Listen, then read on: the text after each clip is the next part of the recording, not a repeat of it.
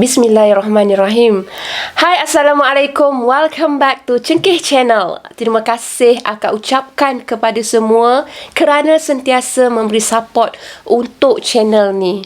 Atas jasa korang semualah, makanya akak masih lagi berdiri di sini. Alhamdulillah. Akak doakan supaya kita semua sentiasa sihat. Amin, amin, amin ya rabbal alamin. Hari ni akak akan sampaikan satu kisah mengenai seram penanggal. Kejadiannya berlaku pada tahun 1958. Kalau korang nak tahu apa yang sebenarnya berlaku, korang kena stay dengan akak. Jom. Bismillahirrahmanirrahim. Qul a'udzu birabbil falaq min syarri ma khalaq wa min syarri ghasiqin idza waqab wa min syarri naffathati fil 'uqad wa min syarri hasidin idza hasad.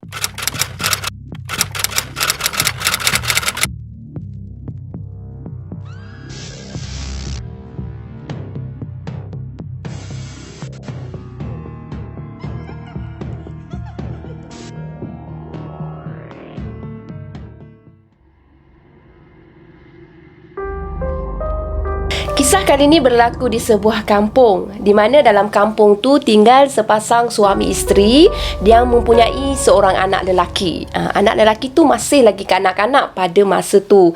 Jadi pasangan suami isteri ni dikenali sebagai Mustafa dan Rohayu. Manakala anak kecil tu dikenali sebagai Jamil. Tak adalah kecil sangat, lebih kurang 9 tahun macam tu lah. Mustafa dia bekerja sebagai seorang tentera. Jadi kita sedia maklumlah, kalau tentera ni dia takkan stay dekat rumah, dia akan pergi bekerja di luar kan.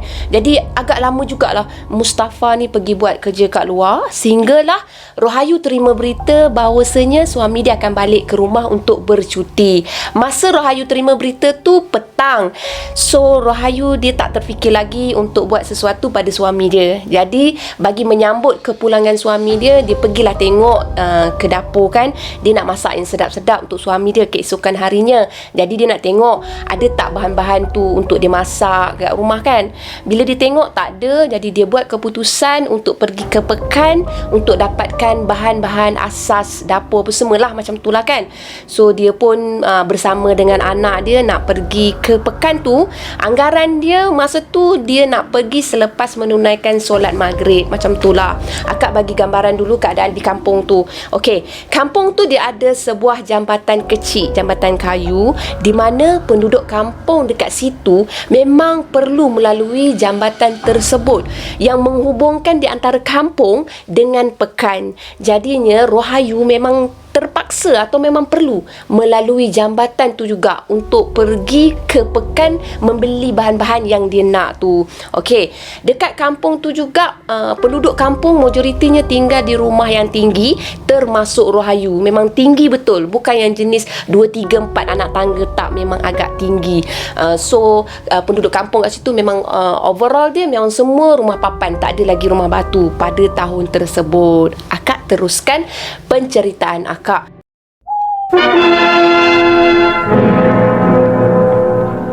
Rohayu memulakan pergerakan dia pergi ke pekan tu dengan menaiki sebuah basikal tua. Itulah pengangkutan yang sering digunakan Rohayu untuk ke mana sahaja. Jadi Rohayu pun memulakanlah kayuhan dia. Dia minta anak dia Jamil untuk peluk dia kuat-kuat sebab dia takut Jamil jatuh. Jadi masa itulah Jamil dia memerhatikan sekeliling sambil telinga dia ni mendengar kepada bunyi daripada kayuhan ibu dia. Maklumlah, basikal tua dia akan bunyi krek sana, krek sini, apa semua kan. So bunyi tu seolah-olah menjadi irama buat mereka untuk khusyuk, sentiasa bergerak macam tu kan.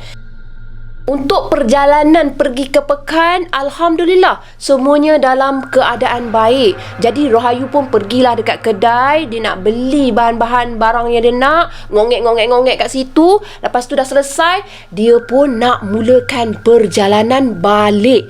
Masa balik itulah dia telah diuji dengan sesuatu. Untuk meneruskan perjalanan balik, Rohayu pun memulakan kayuhan dia. Jadi bila sampai ke satu kawasan ni, melepasi daripada kawasan kebun getah, dia ada satu laluan kebun getah tau. Bila sampai kat situ, mereka bakal menempuh jambatan yang akak sebutkan tadi tau. Jadi masa tu Jamil tiba-tiba bertanya kepada ibu dia, "Bu, apa tu Bu? Cahaya putih lah Bu dekat dalam hutan tu." Jadi Rohayu pun dia bertanyakan semula pada anak dia, "Cahaya apa nak? Dekat mana nak? Belah kiri ke belah kanan?" Macam tu. Sebab Rohayu kan fokus kepada basikal dia. Jadi anak dia cakap lah, Bu tengok belah kiri Bu, belah kiri. Bu tengok dalam hutan tu ada cahaya." Jadi Rohayu pun memandang ke sebelah kiri mengikut kepada arah yang dinyatakan oleh Jamil. Masa Rohayu nampak pada cahaya tersebut, Rohayu mula rasa menggeletar. Dia mula rasa meremang sebab dia rasakan cahaya tu seolah-olah macam mengekori mereka tau. Jadi sebelum menaiki jambatan, Rohayu perlu menenangkan anak dia sebab anak dia dah mula takut tau. Jadi Rohayu bagi tahu pada Jamil, Mil jangan risau. Tu cahaya daripada rumah orang tu Mil. Bukan apa-apa tu." Jadi Jamil pun tak risau. Mil peluk ibu kuat-kuat tau. Macam tu Jamil terus peluk ibu dia kuat-kuat sampailah mereka ingin menaiki jambatan. Masa tu Rohayu mengharapkan agar cahaya tu tidak mengekori mereka sebenarnya. Tapi kan bila Rohayu naik jambatan, Jamil sekali lagi bagi tahu kepada Rohayu, Ibu cahaya tu ikut kita lah Bu. Cahaya tu ada lagi lah Bu di seberang sana." Macam tu lah, di sebelah lah kan. So Rohayu cakap, "Peluk ibu kuat-kuat nak, peluk kuat-kuat." Macam tu. Jamil, "Peluk ibu kuat-kuat nak, peluk ibu kuat-kuat." Jadi Rohayu dia melajukan lagi dia punya kayuhan sebab dia rasa tak sedap hati dengan cahaya tersebut tau. Akhirnya mereka melepasi jambatan kayu kecil tu. Bergegar tau jambatan tu masa Rohayu tu duk kayuh kuat-kuat, cepat-cepat tau. Jadi bila dah melepasi jambatan kayu tu, Rohayu cakap Alhamdulillah. Dalam hati dia mengharapkan cahaya tu memang dah tak ikut dia tau, memang dah tak follow dia. Tapi malangnya sekali lagi anak dia bagi tahu, "Ibu ada lagi lah." Macam tu. Berbunyi-bunyi kan anak dia dari belakang lagi, berbunyi-bunyi. Jadi Rohayu ni dia dah tak tenteram, dia dah rasa macam ketakutan. Jadi Rohayu dia bagi tahu kepada Jamil diam-diam tau. Jamil pejamkan mata. Lepas tu Jamil peluk ibu kuat-kuat. "Ibu nak kayuh laju ni." Macam tu. Jamil pun jawab, "Baik Bu, ya Bu, ya." Macam tu. Jamil dah ketakutan sebenarnya sebab masa dekat jambatan dia dah dapat merasakan kerisauan dalam diri ibu dia. So dia pegang ibu dia kuat-kuat, dia pejam mata kuat-kuat. Lepas tu ibu dia mengayuh dengan lebih laju tau untuk melalui satu kawasan kebun getah. Sebab sebelum nak sampai ke rumah dia, memang dia perlu melalui kebun getah tersebut tau. Jadi bila dah masuk dalam kebun getah tu, Rohayu pun kayuh lagi dengan semangatnya. Walaupun dalam situasi tersebut Rohayu sedang mengandung 6 bulan. Bayangkan korang macam mana mengahnya Rohayu dengan anak lagi nak membonceng, dengan diri dia lagi ketakutan apa semua. Rohayu gagah juga mengayuh sehinggalah anak dia berbunyi lagi, "Ibu." Kali ni anak dia menangis. Berdebar lagi Rohayu, "Kenapa pula si Jamil ni menangis?" "Ibu." "Kenapa Mil?" Sambil-sambil mengayuh ni dah agak perlahan sikit. "Selipar Mil jatuh Bu. Selipar Mil jatuh tercicir." Macam tu. Jadi Rohayu pun dia memperlahankan lagi dia punya basikal kan. Jadi dia terlintas lah. Sebenarnya selipar tu dihadiahkan oleh bapa mertua dia kepada cucu dia. So Rohayu dapat rasakan betapa sayangnya Jamil pada selipar tu. Nak atau tak, kasih sayang seorang ibu, dia tak boleh tengok anak dia menangis macam tu tau. Jadi dia pun berhentikan basikal dia. Lepas tu dia bagi tahu pada Jamil, Jamil berdiri dekat sini diam-diam ya nak. Jamil jangan menjerit tau. Jamil tunggu sampai ibu datang tau. Dalam keadaan ketakutan, dia masih lagi kuatkan semangat bagi tahu pada Jamil, nanti ibu pergi ambilkan Jamil punya selipar. Jamil tunggu kat sini tau, tunggu. Lepas tu Rohayu pun berlari korang, berlari anak macam tu, pergi ke arah tempat selipar tu jatuh. Bila Rohayu sampai dekat selipar tu, Jamil dah hilang tau dia punya pandangan pada ibu dia. Dia mula rasa macam lagi sedih. Sebab apa tau? Sebab dia rasa ibu dia sanggup pergi mengambil selipar dia, walhal ibu dia dalam keadaan yang mengandung dan memboyot macam tu kan. Jadi Jamil rasa sebersalah pula kan. Tapi bila Jamil kenangkan keadaan sekeliling masa tu, memang bulan tak terang mana, tak mengambang pula bulan pada malam tu tau. Jadinya Jamil rasa sangat takut. Dia tak boleh nak tunggu ibu dia. So dia panggil ibu dia. "Ibu, cepatlah bu, cepatlah bu, Jamil takut bu, bu cepat bu." Macam tu sambil menangis. "Jamil takut bu, cepatlah." Macam tu kan. Lepas tu ibu dia pun datang daripada gelap macam tu, berlari pergi ke arah Jamil. Dia tak cakap banyak. Masa tu memang tangan kiri dia pegang selipar Jamil. Tak sempat pun dia pakaikan balik semula selipar pada Jamil. Dia angkat Jamil, letak dekat bahagian belakang. Lepas tu dia naik basikal, dia suruh Jamil peluk dia kuat-kuat. Lepas tu dia terus je kayuh. Dia kayuh sambil mulut dia diam tau. Dia dah tak cakap banyak masa tu. Dia kayuh sekuat hati. Memang laju lah korang bila dia kayuh. Masa dia kayuh tu, basikal dia guna lampu dynamo. Macam tu lah tulisan dia, lampu dynamo. Bila kita lagi laju kayuh, makanya lampu tu akan lagi terang. Macam tu lah.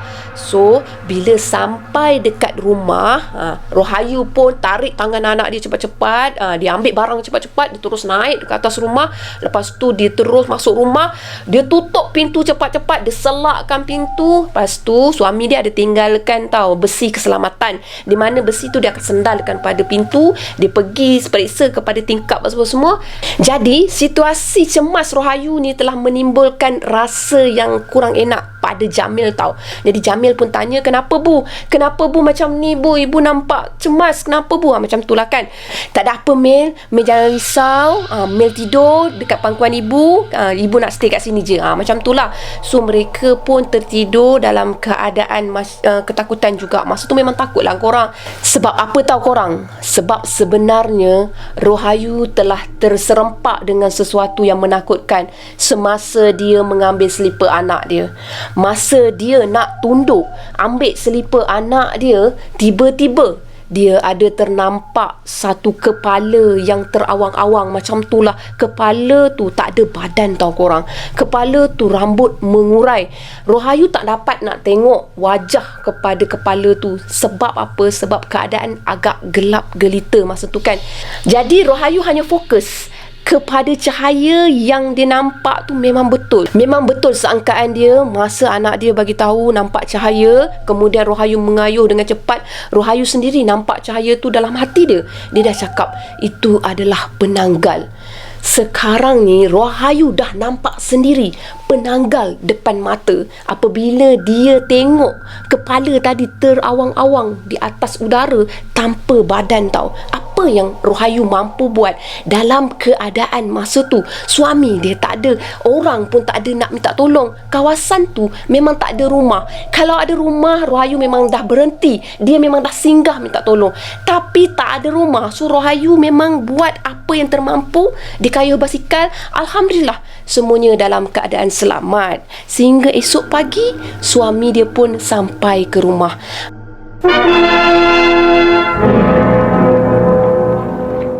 Bila Mustafa sampai ke rumah, Rohayu ceritakan apa yang berlaku kepada Mustafa. Mustafa jadi bertambah risau tau. Sebab dia memang balik cuti agak lama. Tapi bukanlah cuti sampai Rohayu bersalin. So siapa nak jaga Rohayu sehingga Rohayu bersalin? In case jadi apa-apa, banyak yang bermain di fikiran Mustafa pada masa tersebut. Sebab Mustafa sedia maklum, kalau penanggal ni apa kehendak dia? Apa yang penanggal nak? Penanggal ni dia perlukan darah. Dia nak darah. Dia nak ratah darah. So isteri dia dalam keadaan hamil 4 bulan. Jadi fikiran dia banyak berfikir kepada isteri dia. So Mustafa pun ambil kesempatan tu. Kebetulan pula kan Rohayu memang dah sakit-sakit badan korang. Selepas melalui saat cemas tu, keesokan harinya Rohayu kaki dia bengkak-bengkak. Lepas tu badan dia sengal-sengal, sakit-sakit. sakit sebab dia dalam keadaan terkejut macam tu. Kayuh pula basikal laju macam tu kan. Jadi Mustafa sayangkan isteri dia. Dia buat keputusan untuk jumpa dengan seorang bidan dekat kampung dia tahu. Bidan ni dikenali sebagai Nek Salmah. Okey korang, Nek Salmah dia sebenarnya asalnya dia tinggal di kampung sebelah. Tapi selepas kematian suami dia, kebetulan arwah suami dia ada tanah pusaka dekat kampung Rohayu tinggal tu. So Nek Salmah buat keputusan untuk berpindah, untuk masuk ke tanah pusaka tu lah. Macam tu lah dia tinggal sekampung dengan Rohayu. Jadi Mustafa ni dia beri kepercayaan yang sepenuhnya kepada Nek Salmah ni. Sebab Nek Salmah ni dikatakan banyak membantu orang-orang kampung untuk bersalin apa semua. Maklumlah bidan kan. Jadi Mustafa keesokan harinya, hari tu dia pergi jumpa dengan Nek Salmah, siang hari lah kan. Lepas tu dia tanya pada Nek Salmah, "Nek boleh tolong saya tak?" Jadi Nek Salmah cakap, "Boleh. Balik pun kamu Mus. Bila balik?" Panjang lebar lah Nek Salmah tu bersembang dengan Mustafa kan. Tapi fokus dia kat sini sebenarnya. "Nek, boleh tak kalau Nek Salmah datang rumah saya malam ni, tolong urutkan Rohayu. Kesian pula saya tengok pada Rohayu tu. Badan dia dah sengal-sengal, dah sakit-sakit tu Nek." Macam tu. Lepas tu nenek tu pun cakap, Nenek Salmah tu lah kan, dia cakap lah, "Mana tak sengalnya badan tu. Rohayu tu berjalan malam. Kamu pesankan Rohayu tu jangan dibawa berjalan malam." Nenek ada nampak Rohayu tu kayuh basikal dengan anak dia malam semalam. Elok mengayuh basikal. Dah mengandung 6 bulan tak lama dah lagi tu. Boleh pula mengayuh dengan anaknya nak ke pekan. Pesankan Rohayu tu jangan dibawa banyak sangat bergerak. Banyakkan rehat. Buat je pergerakan dekat rumah. Jadi masa tu kan Mustafa dia dalam hati pelik tau. Macam mana pula Nek Salmah ni boleh tahu Rohayu ni dah mengayuh basikal semalam? Dia tak beritahu pun lagi Rohayu ni bengkak kaki, lengah-lengah badan sebab kayuh basikal. Macam mana pula Nek Salmah ni boleh tahu? Walhal rumah Nek Salmah ni hujung kampung. Memang jauh sangat. Memang agak mustahil lah Nek Salmah tu nak datang ke tempat berdekatan rumah Rohayu kan. Tambahan pula, apa yang nak dibuatnya Nek Salmah dekat jambatan kawasan dekat dengan rumah mereka ni kan. Macam pelik kan. Dalam-dalam pelik tu, tak apalah. Mustafa cakap, "Nek, saya tunggu kat rumah Nek datang lah." Yelah, aku datang. Malam nanti aku datang. Macam tu.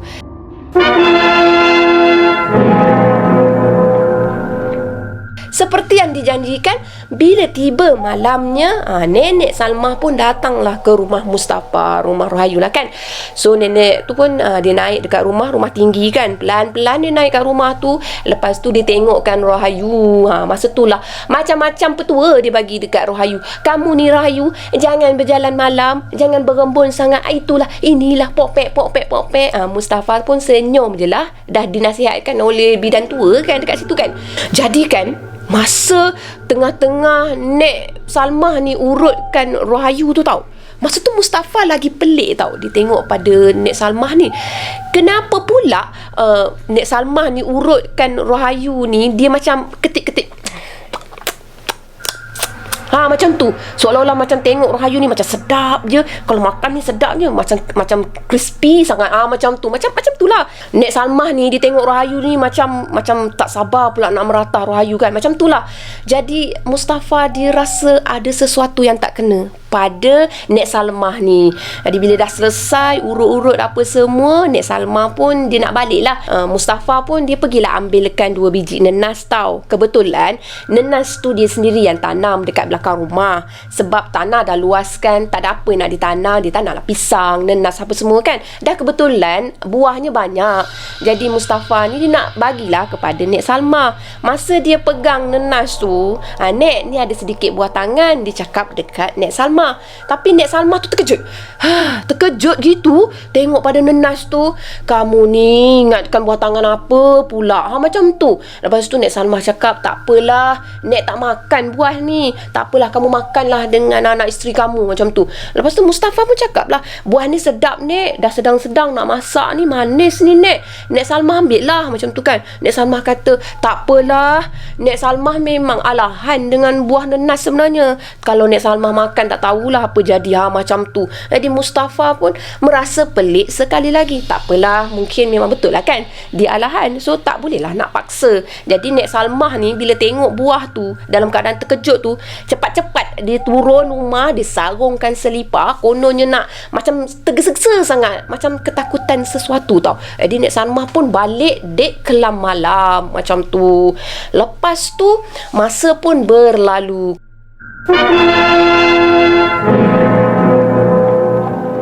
Kemudian Mustafa dia melapor diri semula ke tempat kerja dia lah kan, kepada camp dia. Jadi Mustafa memang tinggalkan isteri dia agak lama pada masa tu, pejam celik lebih kurang macam tu. Akhirnya hampir sampai ke saat untuk Rohayu ni bersalin tau. Maksudnya dah masuk bulan ke-9 kandungan. Mustafa dia tak akan tinggalkan isteri dia sorang-sorang, sebab dia tahu keselamatan isteri dia, dan dia juga standby lah, kot-kot dia tak sempat nak balik kan. So Mustafa minta adik dia Ros untuk jagakan isteri dia, tinggal dengan isteri dia. Bermula daripada umur kandungan 8 bulan lah, macam tu lah. Jadi Ros pun dia pergi tinggal dengan kakak ipar dia, Rohayu. Jadi kemudian mereka dah agak macam dah masuk macam nak dekat bersalin tu. Satu petang tu kan, Rohayu dia dah rasa sakit pinggang. Dia dah rasa macam dah tak lama dah dia nak bersalin macam tu. Dia dapat rasa lah benda macam tu kan.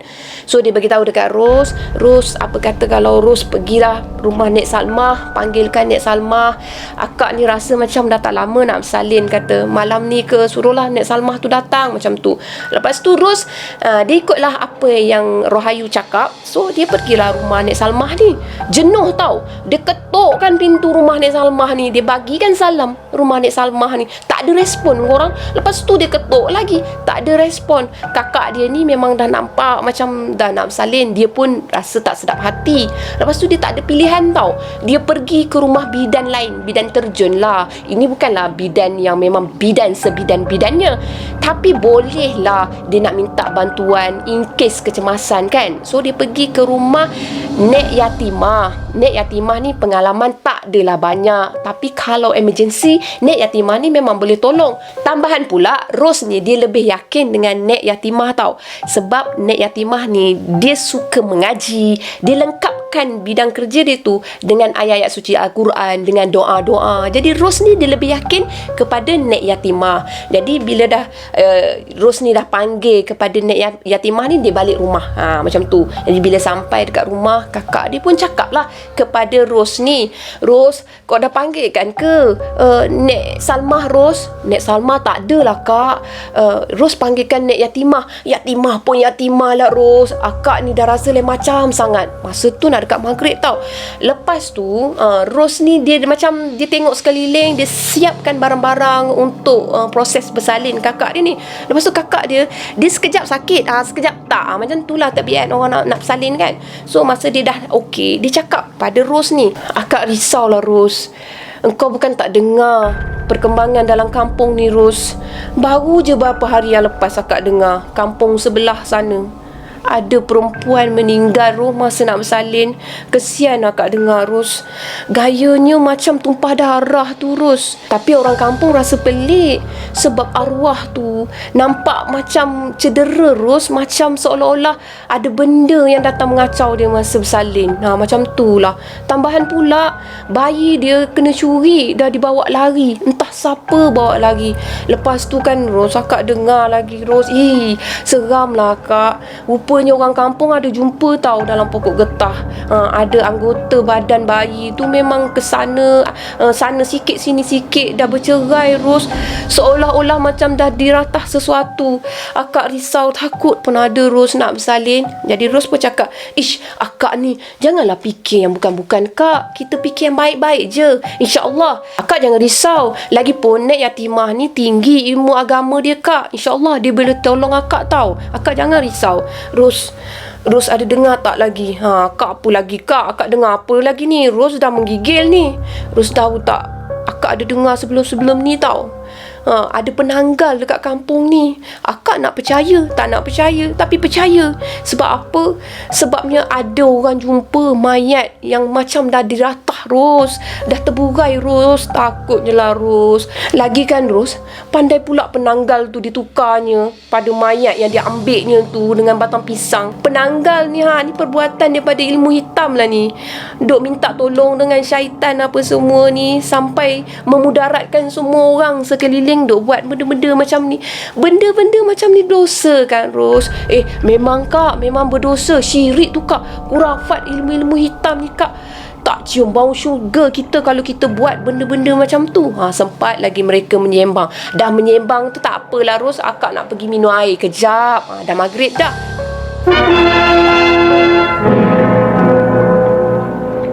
So masa Rohayu ni nak pergi ke dapur, lepas tu Rohayu tiba-tiba je dia rasa macam sakit sangat perut dia. Lepas tu kebetulan pula darah dah mengalir dekat celah kangkang dia. Memang betul-betul nak bersalin dah tu. Memang tak boleh nak ditunggu.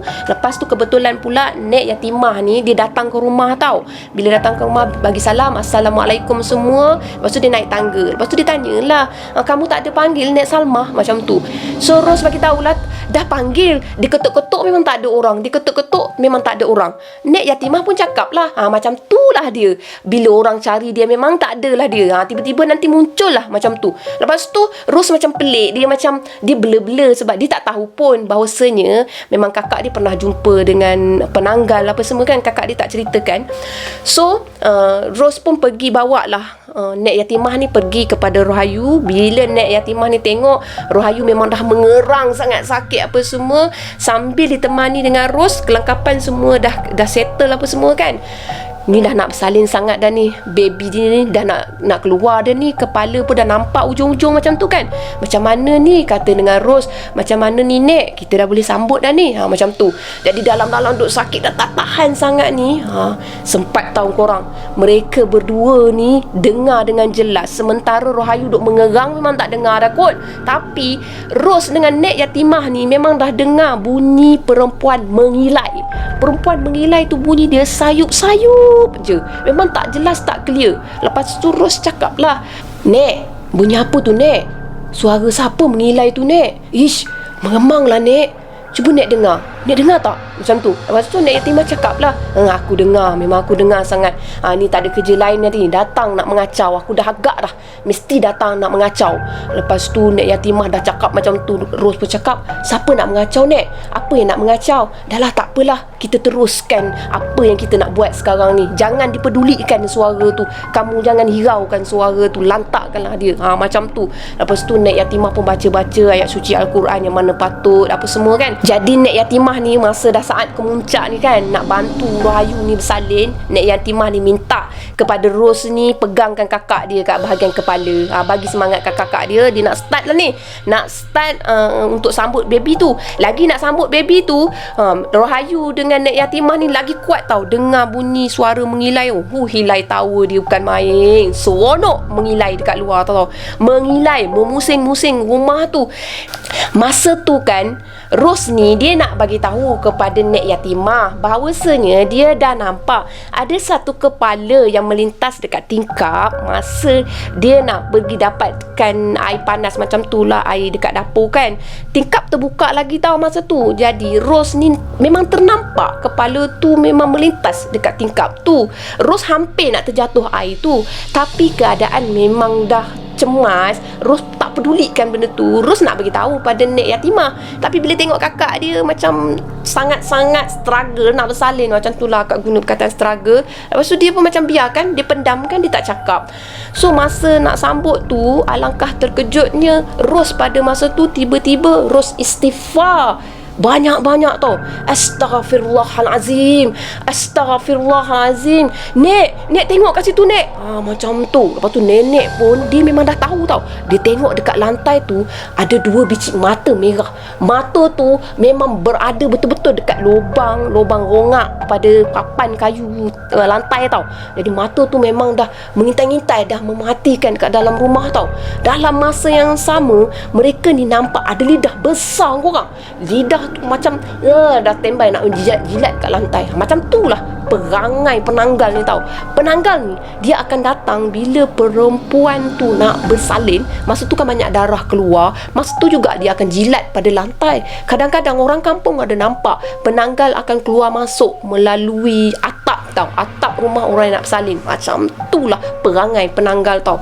Jadi bila Ros dah nampak tu, Nek Yatimah bagi tahu pada Ros, kau kena kuat semangat, kau kena tolong kakak kau ni. Kita buat dengan kalimah Allahu Akbar, kita sambut baby ni. Jadi masa nak sambut baby tu, terdengar macam bunyi dentuman tau pada lantai rumah bahagian bawah tau. Dum, macam tu. Seolah-olah macam dentuman tu, macam sesuatu objek tu terlanggar pada lantai tiang rumah. Dum macam tu tau. Jadi Ros lagi terkejut lah kan, rasa lagi meremang. Lepas tu Ros terdiam lah, nak lawan perasaan takut ni tau. Lepas tu masa tu Nek Yatimah kata pedulikan semua tu. Lepas tu dengar pula bunyi meraung. Aduh, macam-macam bunyi lah korang. Macam meraung yang akak tak tahu nak gambarkan macam mana. Meraung tu kuat sangat. Lepas tu Nek Yatimah pun bagi tahu pada Ros, kau pergi tutup semua tingkap-tingkap rumah. Yang mana terbuka tu kau pergi tutup sekarang. Kena tutup tingkap-tingkap tu semua. Lepas tu Ros pun tinggalkan kakak dia tu, dia pergi tutup tingkap-tingkap tu. Masa Ros nak tutupkan tingkap tu, dia ada nampak satu kepala melintas depan dia. Sempat tau kepala tu menoleh kat dia. Menoleh dalam keadaan kepala tu macam meronta-ronta macam tu, dalam keadaan menjerit, meraung macam tu. Lepas tu kepala tu pun masuk dalam hutan, tinggalkan rumah tu tau. Lepas tu Nek Yatimah rasa sunyi pula, rasa macam ke mana perginya penanggal tu kan, macam tu lah kan. So Nek Yatimah pun teruskan tugas dia. Dia sambut kelahiran bayi. Bila bayi tu dah keluar, alhamdulillah pada malam tu Rohayu telah selamat melahirkan anak perempuan. Jadi bila dah selesai semua, Uri ditinggalkan dengan cara baik. Nek Yatimah kata tak apa, Uri biar Nek Yatimah uruskan. Sebab Nek Yatimah tak yakin untuk Rohayu selesaikan Uri tu, sementara suami dia memang tak ada kat situ. So Nek Yatimah lah yang akan membantu kepada Rohayu sampai keesokan hari dah clear semua. Alhamdulillah semuanya berjalan dengan lancar.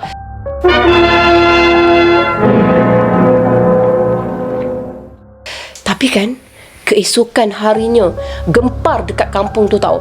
Bila penduduk kampung bagi tahu dekat sekeliling bahawasanya mereka telah menemui jasad Nek Salmah dalam keadaan mengerikan. Macam mana keadaan tersebut? Macam ni, Nek Salmah, kepala dia macam hampir putus, macam tu lah, macam kesan macam kelar, macam hampir putus. Sementara perut dia terburai. Lepas tu badan dia tu macam luka-luka, macam tu. Jadi orang kampung jadi hairan tau, apa yang sebenarnya yang dah berlaku. Jadi akak bagi tahu pada korang bahawasanya 4 bulan yang lalu Mustafa ada balik bercuti kan. Masa Mustafa balik bercuti, Mustafa merasakan ada sesuatu yang tak kena dengan Nek Salmah. Jadi Mustafa telah siasat sendirian lah, maksudnya adalah cara dia untuk dia confirmkan. Bila Mustafa yakin Nek Salmah tu memang ada mengamalkan ilmu hitam, iaitu Nek Salmah ni dia boleh bercerai badan dengan kepala dia. Jadi penanggal macam tu untuk sikap rakus dia nak pergi dapatkan darah ke sana ke sini untuk ganggu orang kampung apa semua. Jadi Mus telah buat keputusan dia memang kena lawan dengan Nek Salmah ni. Dia tak mampu tahu nak lawan secara semuka sebab dia memang kena bertugas kat luar. So dia dah standby awal-awal, dia tanamkan di sekeliling rumah dia. Sebenarnya Nek Salmah tak perasan. Sebab apa tak perasan akak tak sure, tapi di kelilingi rumah dia tu dia dah tanam dengan pokok nenas. Sebab penanggal ni dialah kepada benda-benda tajam. Dikatakan bawah rumah pun Mustafa memang tanam dengan pokok-pokok nenas. Sebab Mustafa bagi tahu kepada 4 orang rakan dia masa tu, dia perlukan bantuan 4 orang rakan dia untuk bantu dia tengokkan keselamatan isteri dia. Masa tu dia cakap pada kawan-kawan dia, dia cakap aku dah tanam siap-siap dekat bawah rumah, tepi rumah semua dengan pokok nenas. Sebab daun nenas ni ditajam. Bila ditajam, kalau penanggal datang nak ganggu ganggu isteri aku nak bersalin, nanti dia nak keluar balik daripada tempat yang datang tu, dia akan langgar kepada duri-duri ni, dia memang akan cedera. Macam tu lah cara nak cederakan penanggal ni. Dalam masa yang sama dia dah letakkan benda-benda tajam, ranting tajam dekat bawah rumah tu tau. Lepas tu Mustafa minta pada rakan-rakan dia ni, masa kejadian tu jadi korang pandailah bahagikan tugas, siapa yang tengokkan, siapa yang pergi buat dengan kerja yang kedua. Kerja yang kedua ni Mustafa mintakan rakan-rakan dia, salah seorang dua orang macam tu, pecahkan kaca, kemudian kaca tu dibawa pergi ke rumah Nek Salmah. Sementara kepala Nek Salmah tu memang duk merewang-rewang pergi mengganggu orang ni, mengganggu isteri dia nak bersalin lah kan.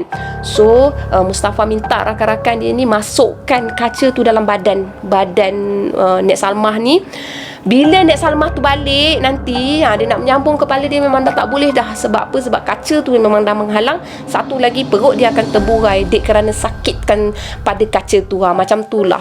Jadi bila kawan-kawan dia ikut apa yang Mustafa ni bagi tahu, lepas tu kawan-kawan dia memang tengok dengan jelas macam tu, ditulisnya macam tu, memang betul apa yang berlaku pada Nek Salmah tu, itulah seperti yang digambarkan oleh Mustafa apa yang akan berlaku. Macam tu, maknanya Nek Salmah perut terburai, lepas tu tengkuk dia memang hampir terputus macam tu kan.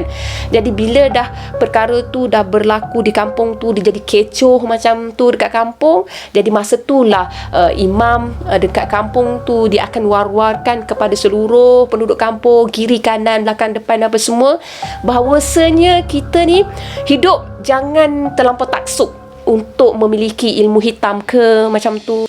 Ilmu yang syirik dan kurafat ni yang akan merosakkan diri kita sendiri, akan memudaratkan sekeliling. Macam tu lah. Jadi selepas pada tu, kampung tu dikatakan lebih diterapkan dengan ilmu-ilmu agama. Alhamdulillah, selepas tu lebih ramai lagi lah yang mengetahui akan buruknya, padahnya untuk mengamalkan ilmu hitam. Jadi setakat itu saja perkongsian pada kali ni. Agak panjang melebar, kami minta maaf. Apa yang baik sama-sama kita ambil jadikan tauladan, apa yang buruk sama-sama kita jadikan sebagai sempadan. Jadi korang, kalau korang ada cerita-cerita menarik untuk dikongsikan dengan CK Channel, korang boleh DM CK Channel. Terima kasih kerana mendengar. Bye, Assalamualaikum. Terima kasih. Bye.